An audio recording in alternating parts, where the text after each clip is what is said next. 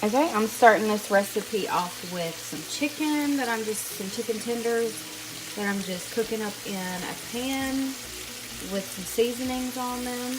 And then also I'm doing like 6 to 7 strips of bacon in a smaller pan, just getting those nice and crispy. And then also back here I have a pot of water for my rice that is going to go in there very soon. So yeah, that's just what you need to get started.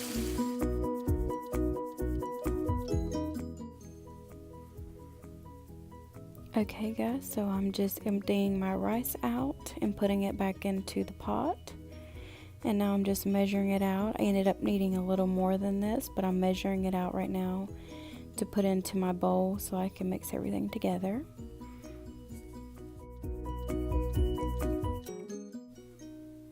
And now I'm just adding my chicken, my cooked chicken, into the bowl with the rice. And then now also I'm just chopping up some bacon. You don't have to put bacon in this, but it does add a little extra flavor. So yep, that's what I'm doing right now, just adding a little bit of bacon into the mix.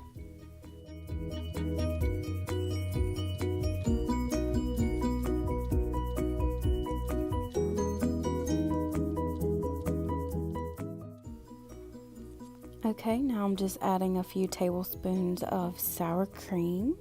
Gives it a little extra creaminess.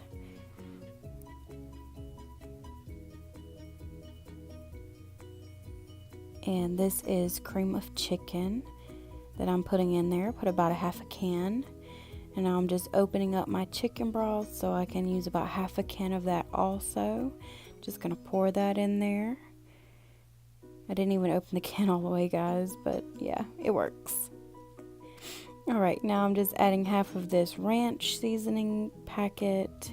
Put a little more than half and regretted it later, but it was still delicious. And now I'm just adding some cheddar cheese into the mix. This also gives it a little bit of creaminess and, of course, that flavor. Now I'm just going to give it a big old mix around. Just mix, mix, mix until it's all incorporated.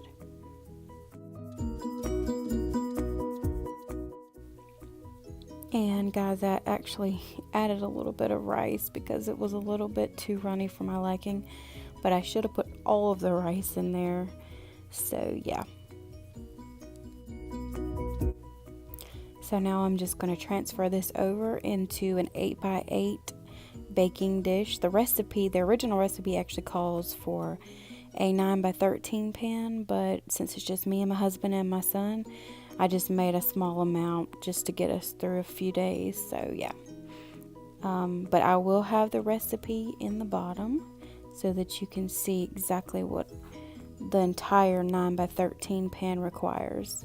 So now I'm just adding a little bit of cheese on top. The recipe doesn't call for that, but who doesn't like a little cheese on top of a casserole? Okay guys, and this is the finished product. I did put it in the oven for about 15-20 minutes on 350 degrees until the cheese was melted and the rice and everything was heated up.